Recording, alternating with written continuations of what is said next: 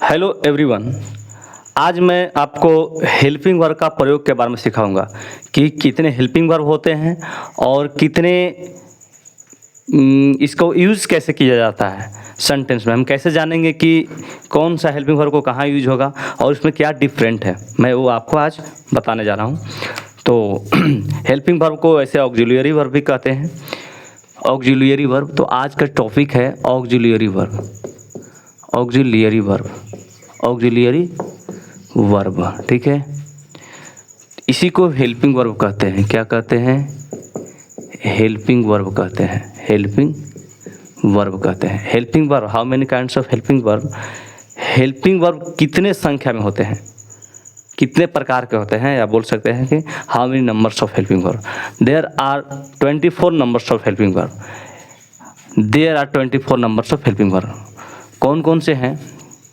तो हैं is, am, are, was, were, has, have, had, do, does, did, can, could,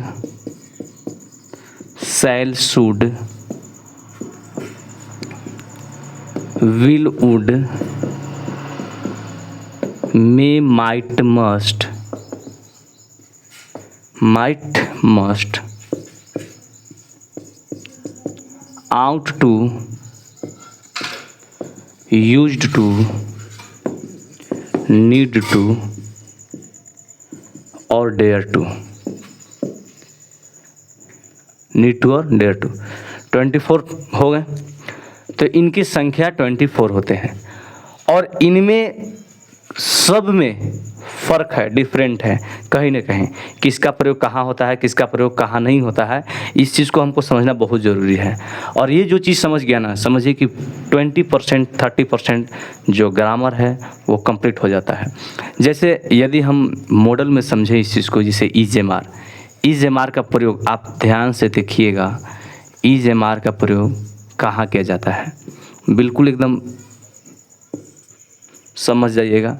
is am are का प्रयोग वहाँ पर किया जाता है कि जहाँ पर कर्ता जो है, मतलब इसका जो प्रयोग है वहीं पर होता है जहाँ पर कर्ता स्वयं कुछ होता है।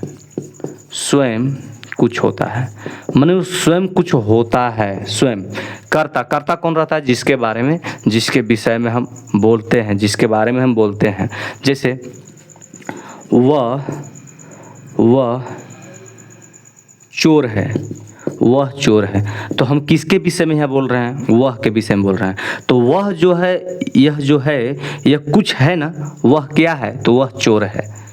यानी कि वह क्या है, इसका जवाब जो आएगा, अगर इसका जवाब अगर आ जाता है तो समझ लीजिए कि यहाँ पर इज एम आर का प्रयोग करेंगे, क्योंकि यहाँ पर कर्ता कुछ न कुछ है। वह क्या है, चाहे कर्ता को लेकर क्या है करके प्रश्न करने पर आपको अगर जवाब आता है तो इसमें इज एम आर का प्रयोग होगा। तो वह चोर है, वह जो है स्वयं है चोर, यानी कि he is thief. He is thief. He is thief.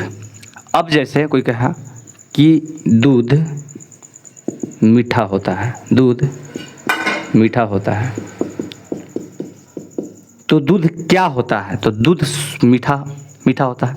यानी कि दूध स्वयं है ना मीठा, कि दूध स्वयं मीठा है, तो हम बोलेंगे milk is sweet. Milk is sweet, बस ये समझ लेना है।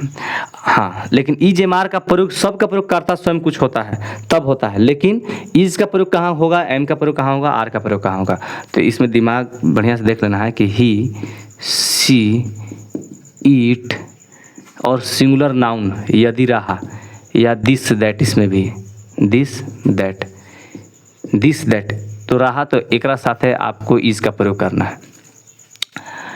एम का प्रयोग सिर्फ आई के साथ आपको एम का प्रयोग करना है। और आर का प्रयोग वी, यू, दे और दीज, दोज और प्लूरल नाउन के साथ आप आर के प्रयोग कीजिएगा। यहाँ दिमाग में रख लेना ये बात। तो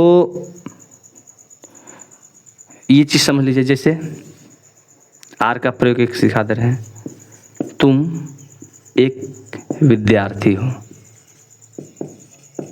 तुम क्या हो? एक विद्यार्थी हो, यानी कि यहाँ पर तुम जो है स्वयं है विद्यार्थी। तो you are a student, you are a student. मैं ईमानदार आदमी हूँ, ईमानदार आदमी हूँ। तो यहाँ पर क्या होगा? I am honest man. मैं ईमानदार हूँ, आई के साथ है एम। लेकिन ये जो भी रहेगा सब्जेक्ट, माने खुद ही कुछ है ना, तो ये प्रेजेंट टाइम में रहेगा, माने वो अभी है। लेकिन यही जो चीज़ है, अगर इस तरीक़ा से हो जाता था कि वो है नहीं, पहले था, अब वो नहीं है, पहले था, तो इस स्थिति में वाज वर्ड का प्रयोग हो जाएगा। क्या चीज़ का प्रयोग करेंगे? वाज वर्ड का प्रयोग।